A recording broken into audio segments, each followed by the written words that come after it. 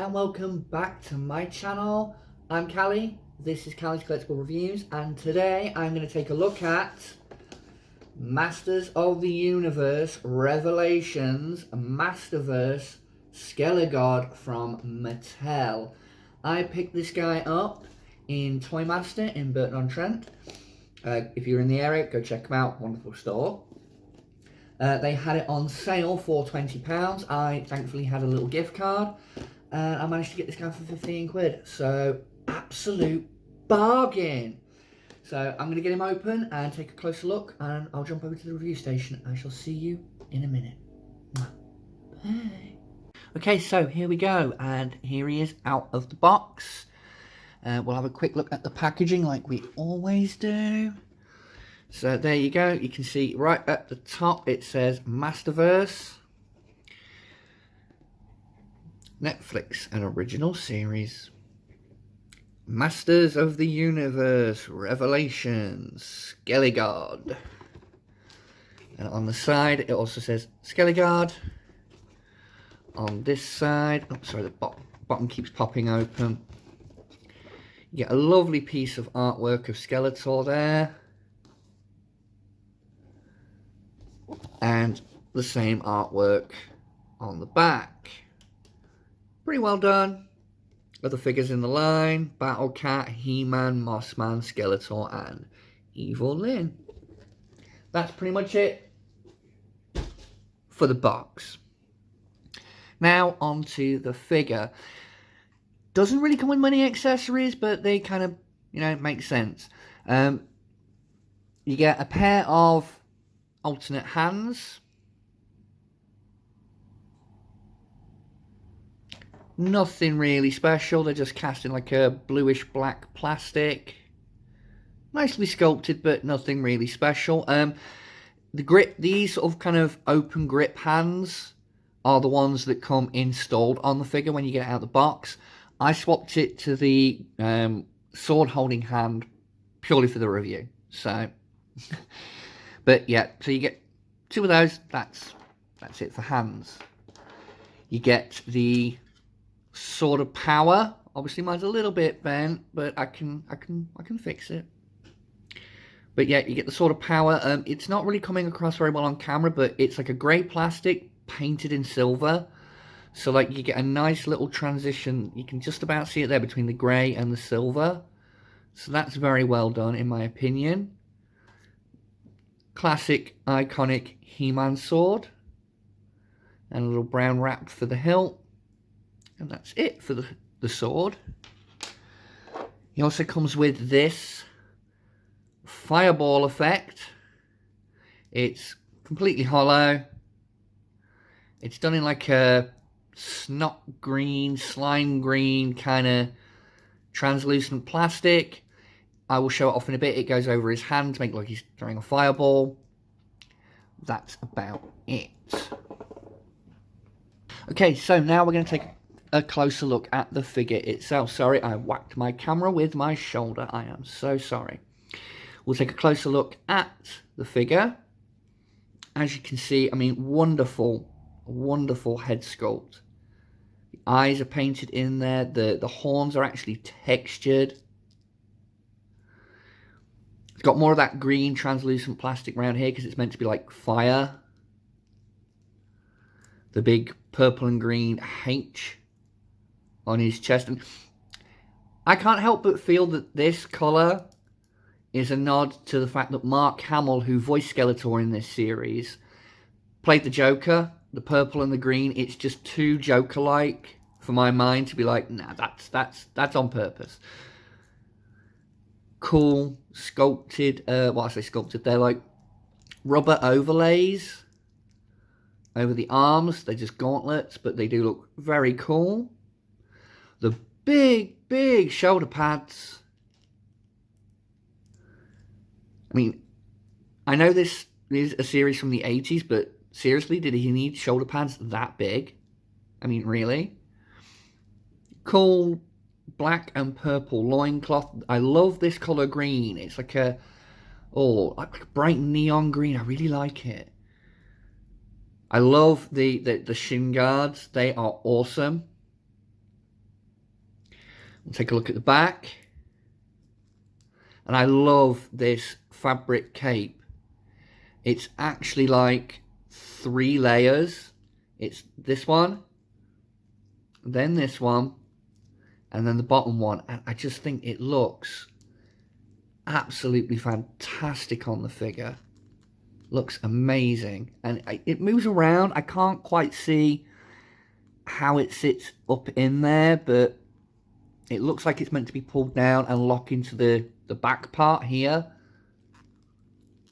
That's what it looks like anyway. I'm not 100% certain on that, but that looks like it's how it's meant to sit, low down like that. Of course, you've got his Skelegod. Right, let's get the. I'll quickly do the articulation. This is Mattel, so it's not amazing, but it does the job. So, but the head is on a ball joint, so you can get him to look that far down. Not really up. You've got an upper ball joint here, but it is incredibly stiff to get it to move, but it is there. You've got a waist rotation as well. Standard joints at the shoulders. Although these arm pads are soft, because they're so big, they don't really get that much out of the way. So for arms, you kind of get, very stiff joint, about that far forward, about that far back, out to the side. I've not even tried this. Out to the side, you kind of get there. Back down, you get a bicep rotational joint there, like so.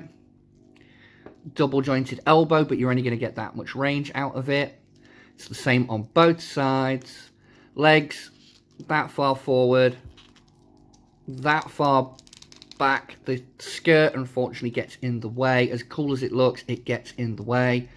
Out to the side, not much. Thigh rotation, double jointed knees,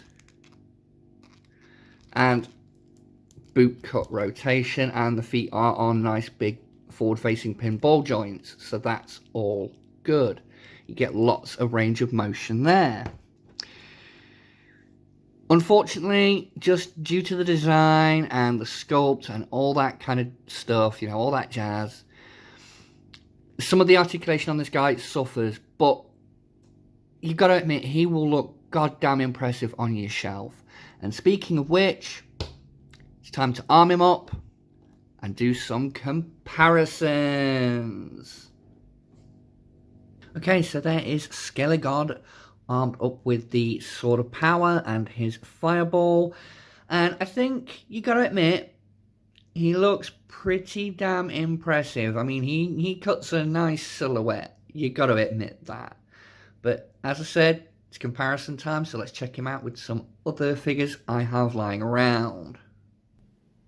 Here he is next to the NECA Friday the 13th Part 3 Ultimate Jason for height comparison.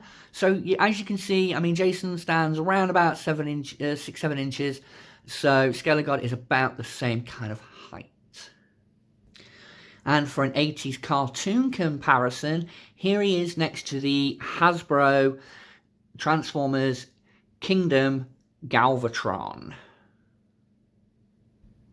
And here he is with the Hasbro Power Rangers Lightning Collection Mighty Morphin Green Ranger.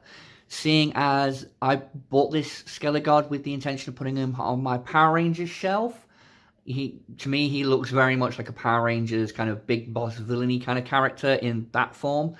So, yeah, that's where he's going. He's going on my Power Rangers shelf, and looking at that comparison, I think I made a right decision. Right, I'm going to jump out and give you my final thoughts. Bye.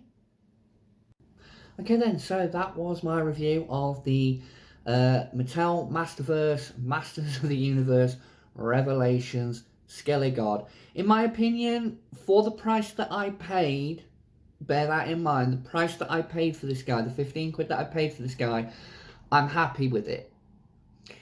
Would I have paid the £35, I think it was, for it at like, you know, full price?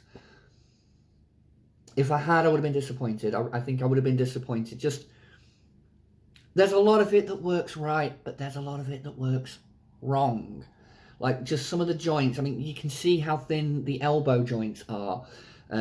Just certain things don't quite sit right with it. I mean, the size of the sword, for one, compared to the size of the figure. I mean, I know it's probably show accurate, but it looks more like given his size, it looks like he's holding a really big dagger. But overall, I like it. It's a good figure. I enjoy it. It's going to go on my Power Ranger shelf as a new big villain that's going to overthrow Lord Zed in the narrative that's in my head. I'm a fangirl. Fuck off. But anyway, if you can find this at a sale price and you're a fan, I highly recommend picking it up. If you're just a casual collector, maybe pass it by. Markings out of 10, 5. It's good. It's not great, but it's doable. It's passable. I like it as a figure. So, yeah. But anyway, I have been Callie.